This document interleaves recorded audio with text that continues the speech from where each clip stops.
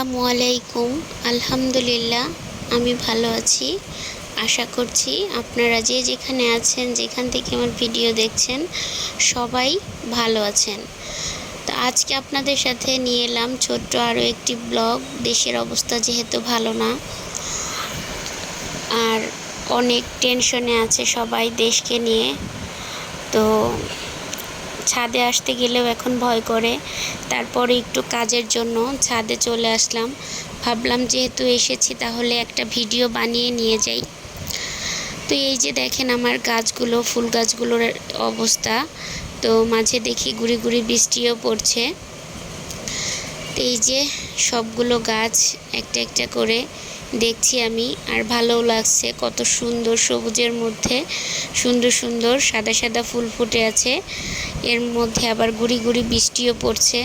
তো ফুলগুলো দেখতে খুবই ভালো লাগছিল, অনেক বেশি সুন্দর লাগছিল, আর হালকা হালকা বাতাসও ছিল। তো আমি যে সিম গাছ লাগিয়েছি, তো গাছগুলো অনেক সুন্দর হয়েছে। জানি না গাছগুলো ছেলে হবে না মেয়ে হবে, তো আপনারা সবাই দোয়া করবেন যেন মেয়ে গাছ হয়। আর ভালো লাগছিল না জন্য ছোট ননদের বাসায় সবাই মিলে চলে আসলাম। তো এখানে আসার পরে আমি পণ্ডিতের সাথে কথা বললাম। তো পণ্ডিত আমাকে বলল, মামি আমার একটা ভিডিও করে দাও। তো তার জন্য ভিডিও করলাম একটা।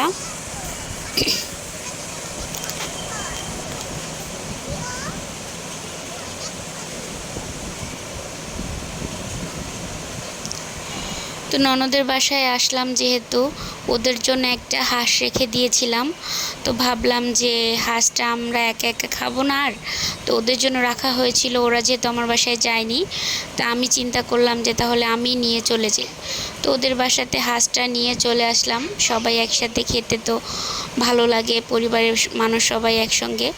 তো এদিকে হাঁসটা প্রসেসিং করতে করতে আমার ছোট ননদ খিচুড়ি মাখিয়ে বসিয়ে দিচ্ছে, কারণ খিচুড়িটা হয়ে গেলে, মাংসটা হয়ে গেলে আমরা খাবো।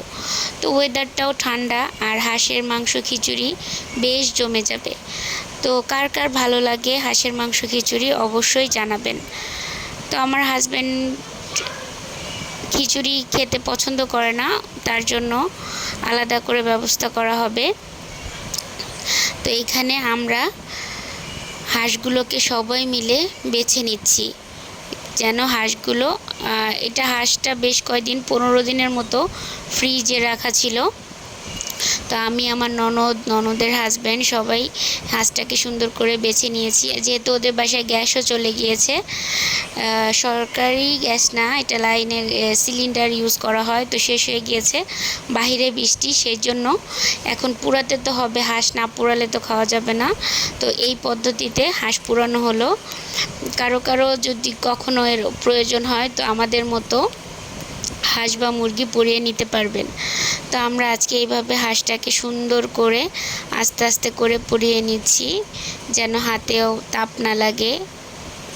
তো হাঁসটাকে পোড়ানোর পর আমার ছোট ননদের হাজবেন্ডই কেটে নিল। তো আমি কাটতে গেলাম, তো সে বলল যে থাক আমি কেটে দেই, আমি কেটে দিলে তাড়াতাড়ি হয়ে যাবে, যেহেতু হাঁসটা অনেক শক্ত। তো হাঁসটা যখন কেটে দিচ্ছিল, আমিও ভাইয়াকে সাহায্য করছিলাম, আমার ননদ ভিডিও করতেছিল। তো হাঁসটাকে সুন্দর করে আমরা দুজনে মিলে কেটে নিচ্ছি। আর বাসায় ভালো লাগছিল না জন্যই বললাম, তো সবাই মিলে চলে এসেছি। আর আমার ছোট ননদের বাসায় আসলে আমার বাচ্চারা একদমই যেতে চায় না। তো এই যে হাঁসটাকে সুন্দর করে কেটে নিয়ে আমি ধুয়ে নিয়েছি। এখন ভাইয়াই মাংসটা সুন্দর করে বসিয়ে দিবে। তো আজকে মাংসগুলো, মশলাগুলো ছেঁচে মশলাগুলোকে মাংসের ভিতরে দিবে ভাইয়া। আজকে রান্নাটা ভাইয়াই করবে, মানে আমার ছোট ননদের হাজব্যান্ড। সে বউকে অনেক সাহায্য করে, অনেক রান্নাবান্না করে দেয়, বউকে অনেক রান্নাবান্না করে খাওয়ায়। তো যাক, এই যে এখন মাংসটাকে এখানে ম্যারিনেট করে রেখে দিয়েছে। এখন মাংসটা ইলেকট্রিক চুলায় বসিয়ে দিবে, যেহেতু সিলিন্ডার শেষ হয়ে গিয়েছে।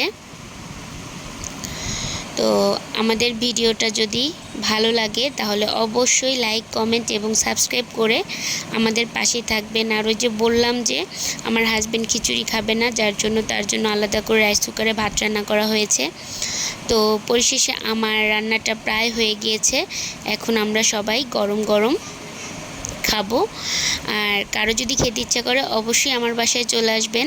আর মাংস রান্নাটা কেমন হয়েছে অবশ্যই কমেন্টে সবাই জানাবেন।